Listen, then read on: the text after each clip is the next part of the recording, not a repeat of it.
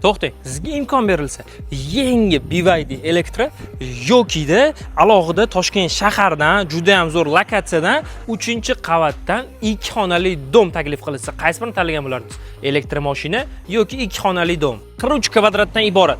Yo xuddi shu mashina, yo xuddi shu mashinani puliga yangi bitta novostroyka dom deyilsa, qaysi birini tanlagan bo'lardingiz? Hozirgi lokatsiyamiz Qiyot bekati, ya'ni metroni yonginasida Sergeli Massiv 5 dan shunday ittifoq masjidiga yo'liga kirib kelganimizda dom sotuvga chiqib ketyapti. 43 kvadratdan iborat, atiga $36,500 so'ralyapti. To'g'ri, BYDdan qimmat. Ozgincha pul qo'shasiz. Lekin, qachdi shu mashinani puliga xohlasangiz mashina, lekin xohlasangiz dom, menimcha любой bitta inson domni tanlasa kerak, domni narxi oshib boraveradi, mashinaga tushib boraveradi. To'g'rimi? To'g'ri.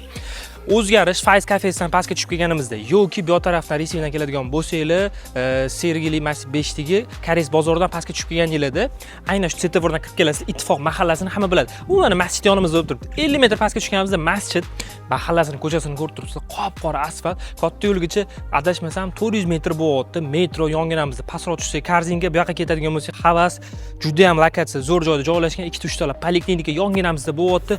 Maktab, bog'chadan hech qanaqa problema yo'q. 2-3 ta maktab yon atrofimizni o'rab turibdi. Pastdagi raqamlarga telefon qiling, tez ulgurib qoling. Uyimizda xudo xohlasa sizga bo'lishi mumkin. Ham naqdga, ham ipotekaga gaplashamiz o'tdilar. $36,500. Pastdagi raqamlarga telefon qiling, ulgurib qoling.